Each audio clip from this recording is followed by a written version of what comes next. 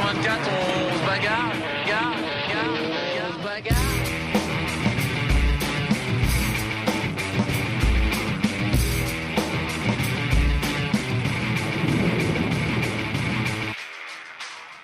Bonjour à tous et bienvenue dans le journal du Vendée Globe. Une nouvelle leçon de géographie par Tanguy Delamotte, Alessandro Di Benedetto qui tente d'échapper à 2 anticyclones ou encore des images sous-marines d'Acciona, le bateau chaviré de Javier Sanso. C'est le programme d'aujourd'hui.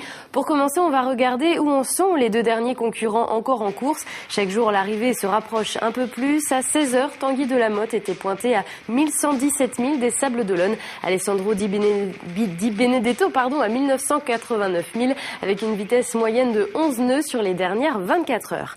L'arrivée se rapproche pour Tanguy Delamotte. Il devrait arriver samedi dans l'après-midi. C'est en tout cas ce qui est prévu pour l'instant. Il a profité d'un moment de calme pour une petite leçon de géographie de remontée de l'Atlantique. Regardez. On a été un peu plus du côté du Brésil et des États-Unis pour remonter. Et maintenant, on va traverser l'archipel des Açores. Donc on passe en fin de soirée, on va passer près de l'île de Flores. Et sur notre droite, on aura le reste de l'archipel. Et ensuite, le vent de l'anticyclone des Açores va nous permettre d'aller directement jusqu'à la ligne d'arrivée au Sable d'Olonne dans 4 jours et demi. Donc j'envisage une arrivée le week-end prochain. J'espère que vous serez nombreux à venir et qu'on pourra faire une grosse fête ensemble avec tous les enfants qui vont être opérés. Et puis toutes les personnes qui ont suivi le projet et tous ceux qui ont travaillé directement ou indirectement pour que je puisse faire cette belle course et que je boucle ce tour du monde dans quelques jours. Alessandro Di Benedetto a lui aussi les Açores en ligne de mire lors de la vacation de ce matin. Il était à environ 800 000 de l'archipel, mais surveille de près les fichiers météo et va tout faire pour ne pas se faire piéger par 2 anticyclones. Écoutez. Là, le vent, depuis cette nuit, a affaibli un peu et le vent est passé d'environ 26 nœuds à 12-10. Et là, la houle se calme, c'est beaucoup plus tranquille et je remonte presque au nord-nord-est. Et là, il va y avoir un petit piège, mais j'y peux rien. Il y a un peu 2 zones anticycloniques. Je suis entre les 2 et je dois remonter au nord pour récupérer un flux de ouest avec une grosse basse pression qui va se former d'ici quelques jours.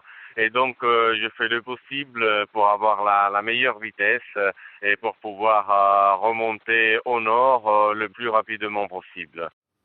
Et puis toujours concernant le skipper de Team Plastic, vous vous souvenez peut-être qu'il y a quelques jours, il avait envoyé des photos impressionnantes montrant le cargo porte-conteneur Santa Teresa. Selon Alessandro, le cargo ne figurait pas au système AIS et n'a pas répondu aux appels lancés sur la VHF. Il est finalement passé à environ 100 mètres du bateau. Et bien aujourd'hui, l'armateur du cargo a diffusé un communiqué de presse après avoir mené une enquête auprès des responsables de l'équipage.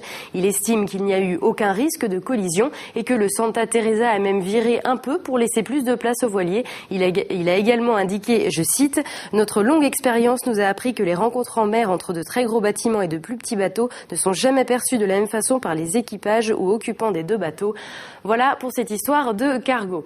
Quelques images maintenant du bateau Acciona du skipper Javier Sanso qui a chaviré dans la nuit du 2 au 3 février. Le skipper, accompagné d'un groupe de techniciens et de plongeurs spécialisés, a rejoint son bateau à bord d'un remorqueur. Et avant de commencer l'opération, quelques images sous-marines du monocoque ont été prises qui permettent d'avoir une vue complètement différente du bateau. Les équipes ont ensuite réussi à le retourner et ont constaté que le mât était cassé en plusieurs morceaux. L'opération de remorquage s'est bien déroulée et le bateau est arrivé hier à Ponta Delgada sur l'île de São Miguel dans l'archipel des Açores. Une équipe d'ingénieurs d'Acciona 100% EcoPowered ainsi que la compagnie d'assurance sont arrivés sur place et vont maintenant tenter d'identifier les causes de l'accident. C'est la fin de ce journal du Vendée Globe. Demain et jusqu'à ce que la course soit terminée, vous retrouverez Aurélien Huard pour la suite des infos. Bonne fin de semaine à tous.